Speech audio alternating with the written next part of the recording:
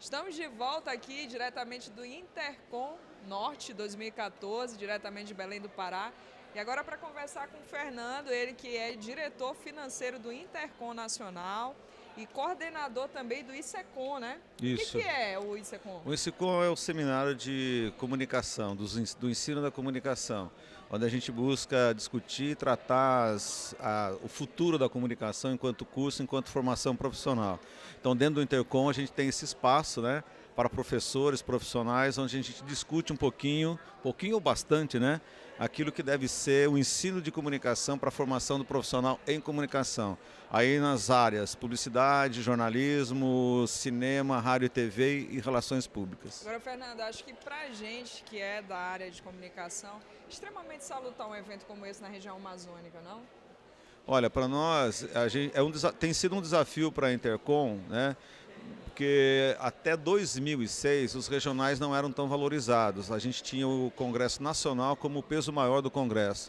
E como o peso maior do Congresso ele era feito em capitais que normalmente ficava muito na região sudeste. E o Intercom, né, a gente tem que começar Brasil, né? Afinal de contas a gente é Brasil, não é só região sudeste, não é só sul. E a partir de 2006, então, a gente começa a se expandir fazendo os congressos regionais, que é uma forma da gente poder, né, agregar os pesquisadores, professores, alunos de graduação, para poder estar trocando as ideias, né, com relação a que se produz em cada região. O nacional agora ele tem sido o quê? Um momento de convergência dessas discussões nos regionais. Então, tanto na questão de trabalhos, né, de produção, por exemplo, vamos pegar o Expocom, que é o trabalho de alunos de graduação.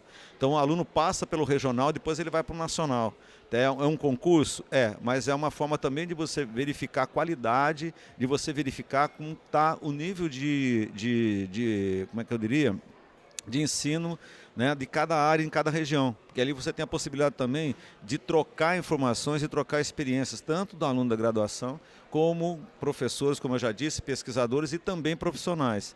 Então você tem a apresentação no regional, e depois vai para o nacional, que é uma possibilidade de você fazer esse encontro, né, e saber que o Brasil é mesmo, né, cheio de diferenças, né? Então, para cada região você tem aí a sua cultura, o seu costume, e que deve ser preservado e que deve ser compartilhado com o resto do país, né? Agora, pegando um gancho dessa questão que você falou, de diversidades, enfim, mais ainda na região amazônica, né? Quando você olha os estados e vê que cada um tem um estilo diferente. Perfeito. Né? E a questão que a gente vê, né? E é legal também o pessoal do sul e sudeste entender as distâncias, né?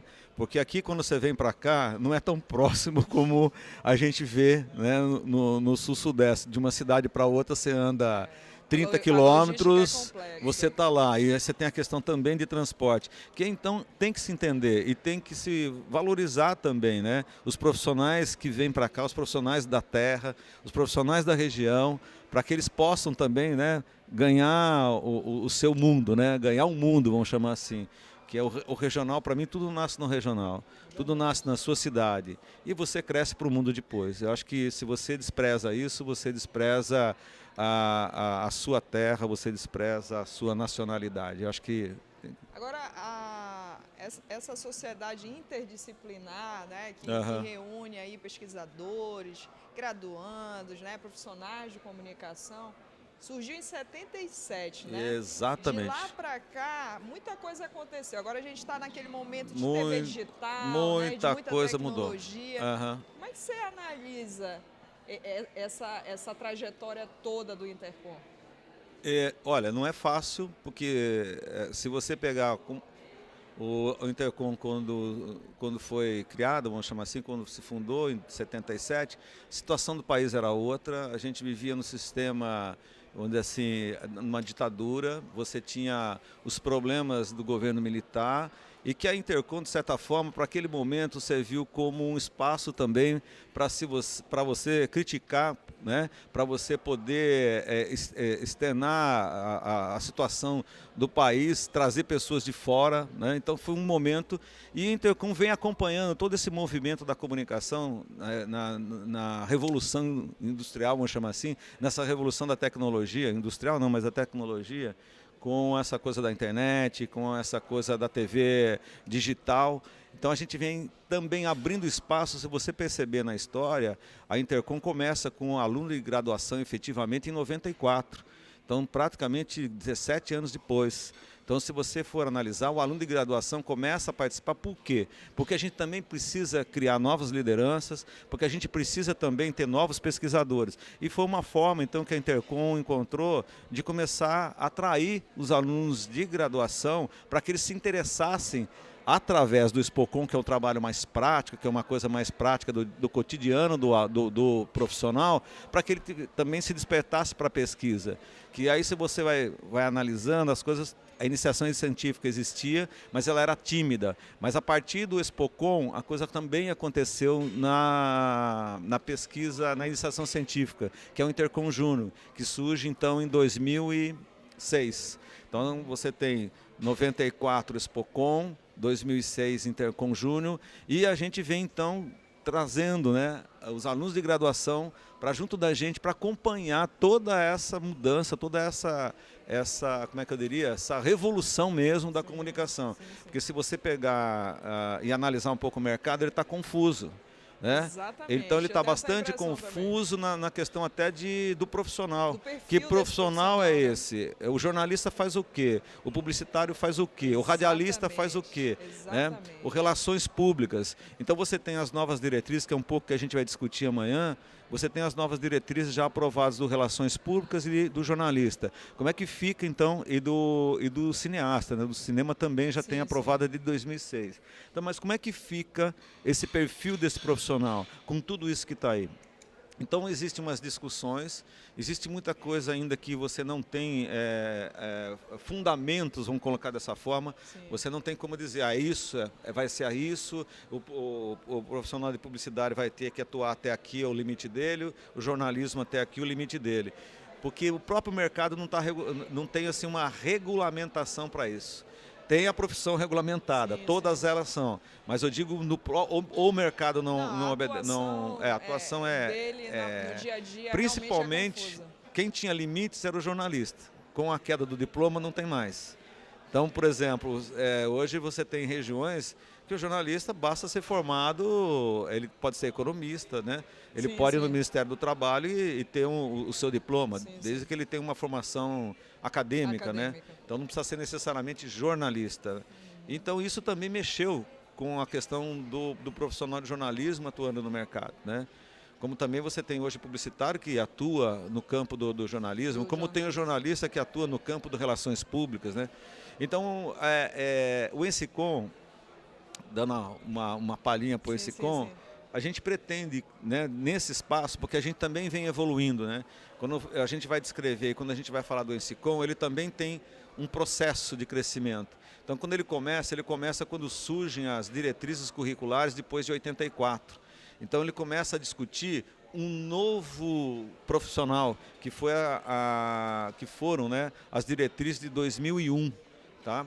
Então, as diretrizes foram só começar a ser mexidas de novo agora. Só agora.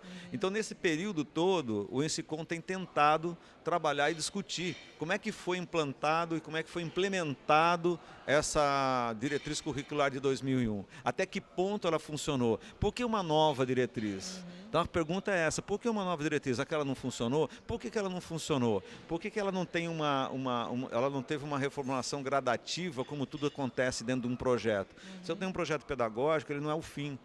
O próprio nome diz, é projeto. Então eu tenho ele aberto, eu posso estar fazendo alterações de acordo com a universidade ou com a instituição em que ele está inserido, eu posso fazendo, né, a evolução e o crescimento, exatamente, e desenvolvendo ele ao longo do tempo. Por que uma nova diretriz? Tá, teve necessidade, tem essa questão da tecnologia, tem essa questão do novo perfil do profissional, tem. Mas por que eu não posso estar traçando de outra forma? Né? Por que eu não poderia estar... Não estou questionando se está certo ou errado, pelo contrário.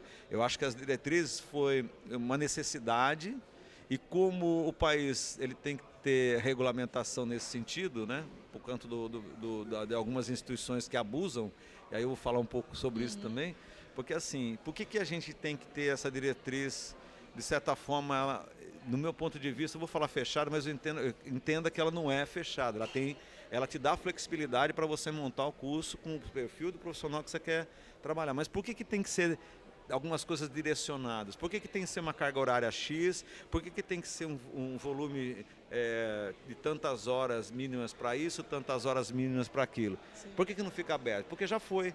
A de 2001, ela era aberta, não tinha nem carga horária. Você podia criar inclusive outros cursos com outras nomenclaturas. Mas o que aconteceu?